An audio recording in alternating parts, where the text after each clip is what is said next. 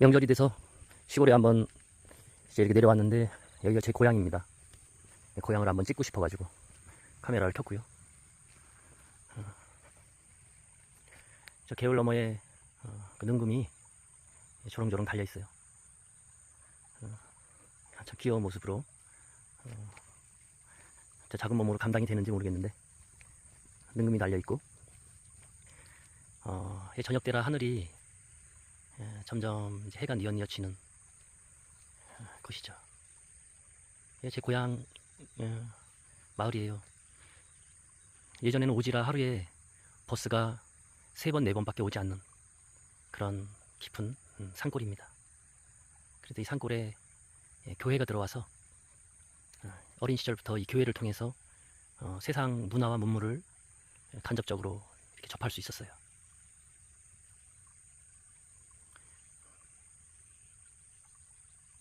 저희 동네는 삼거리 마을이라고 할 수 있어요. 그러니까 충주와 음성과 괴산을 나누는 그런 삼거리를 연결하는 곳에 있는 오지 마을이라고 할 수 있습니다. 주로 뭐 농사는 사과나무, 능금, 그리고 예전에는 담배를 많이 했는데 요즘은 담배 농사를 별로 안 짓고 이제 고추 농사도 요즘에 많이 안 짓는 것 같아요. 요즘에는 뭐 인삼 같은 것도 많이 하는 것 같고요. 고추 농사, 사과나무, 사과 농사를 많이 짓는 것 같습니다. 사과나무가 많이 보여요. 예전에 논으로 쓰던 그런 장소가 지금은 이제 사과 농사를 짓는 그런 곳이고, 이렇게 또 동네 그 좋은 자리들, 그런 좋은 그런 자리들은 이제 서울에서 또 이렇게 성공한 나름 이런 분들이 이제 그 집을 별장처럼 짓고 그렇게 사는 마을이죠. 그래서 예전부터 몇 가구 살지 않는 그런 마을이고, 지금은 이제 뭐 길마다 다 이렇게 포장이 되고 그래서 굉장히 발전했다고 할 수 있죠. 그리고 시골의 오지의 모습을 벗어났다 이렇게 볼 수도 있겠습니다.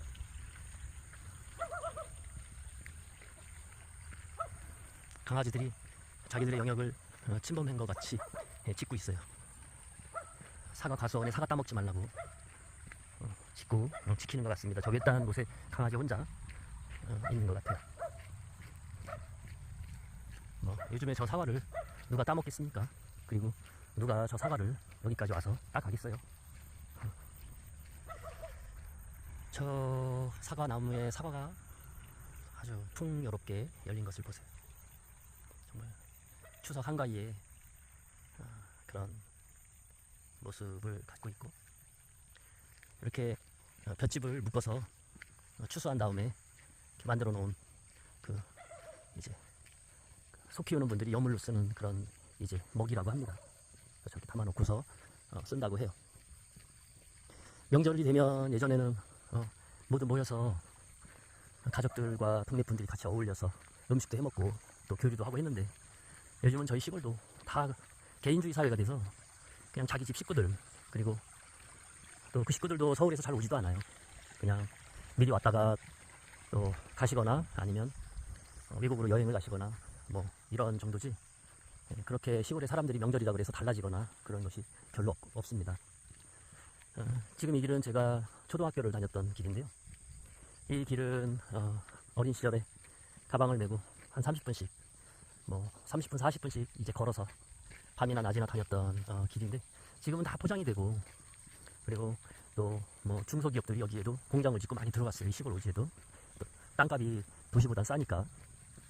그래서 이렇게 다 포장이 되고, 그리고 저렇게 중소기업들이 건물을 짓고 시골에도 저렇게 들어와서 자리를 잡았기 때문에 여기가 오지라고 말할 수 있는 조건이 이제 사라진 거죠.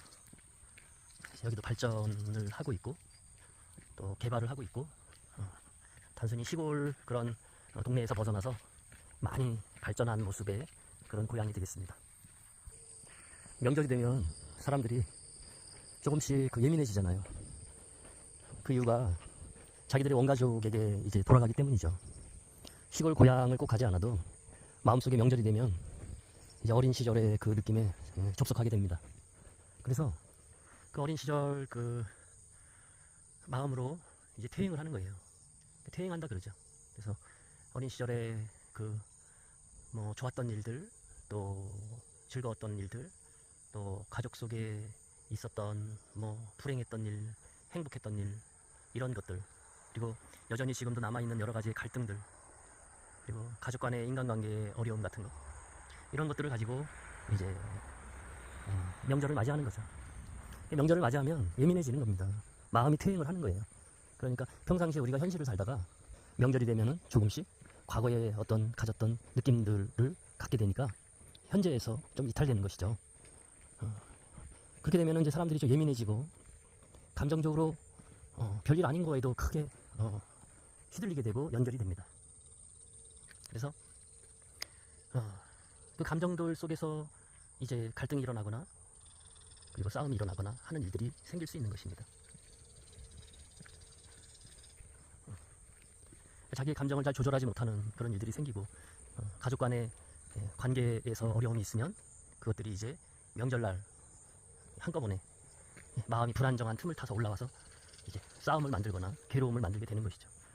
이럴 때일수록 원가족에게 갈 때, 시댁이나 또 처가에 갈 때 우리 그 지금 핵가족이 굉장히 조심을 해야 됩니다. 원가족의 감정에 매립되지 않도록, 그리고 거기에 몰입되지 않도록 굉장히 조심을 해야 되는 것이죠. 명절만 되면 사실 형제들의 싸움이나 부모 자녀 간의 싸움은 깊이 들어가 보면 해묵은 그 애정에 대한 싸움이죠. 모든 사람들은 엄마 아버지의 사랑을 독차지하기를 원하고, 특별히 형제들 간에 엄마 아버지의 사랑을 독차지하기를 원하고, 그리고 그 사랑에 대한 싸움을 합니다. 겉으로는 재산 싸움이고, 그리고 또 이런 상속을 뭐 받는 그런 싸움이라든가, 아니면 여러 가지 다양한 제사 문제로 싸움을 하는 것 같지만 들어가 보면 엄마의 사랑을 누가 많이 받았느냐, 그리고 아버지의 사랑을 누가 많이 받았느냐, 부모의 사랑을 누가 제일 많이 받아서 재산을, 물질을 누가 가장 많이 부모에게 받았었느냐, 이런 것들이 감정의 응어리가 돼서 풀리지 않는 것이죠. 그리고 그것이 앙금이 남아있는 겁니다. 그리고 그 앙금을 이제 이렇게 명절이라고 하는 심리적으로 퇴행되고 위축되고 심리가 어린아이 상태로 돌아간 틈을 타서 이제 폭발하고 갈등을 만들게 되는 것이죠. 모든 자녀들의 싸움은 어머니 심리적 영토를 차지하기 위한 싸움입니다. 그래서 부모님들은 자녀들에게 편애를 해서는 안 되죠.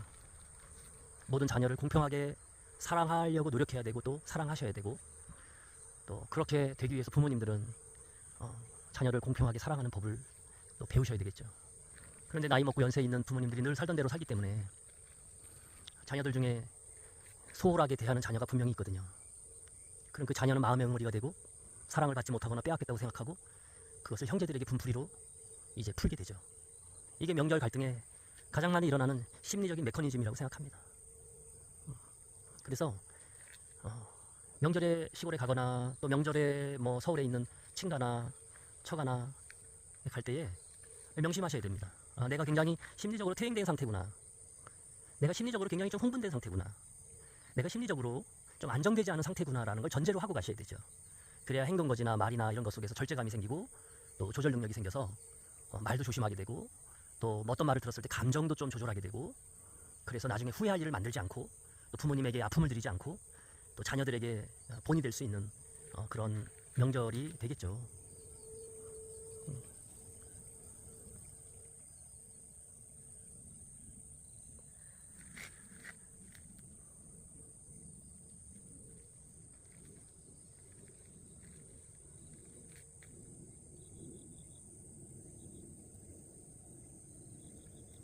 이번 명절은 마음을 잘 다스리셔서 좀 평화로운 그런 명절이 되시기를 바라고요. 그것이 자기를 사랑하는 사람, 그리고 자기 가족을 사랑하는 사람이 만드는 그런 성숙의 모습이라고 생각합니다. 마음이 가는 대로, 마음이 날뛰고 성질이 나는 대로, 분노가 조절이 안 되는 대로 그냥 두는 것은, 그게 어떻게 자기를 사랑하는 사람의 행동이겠습니까? 어떻게 그게 자기 자신의 인생을 잘 살아보겠다고 하는 사람의 행동이겠어요? 저 사과나무도 수없이 자기 자신을 절제하고 또 이 가을까지 참아서 저렇게 많은 열매를 자기 몸에 붙이고 가을을 맞고 있습니다. 정말 사과나무에게도 배우는 그런 명절이네요. 심리학방 여기서 마치겠습니다.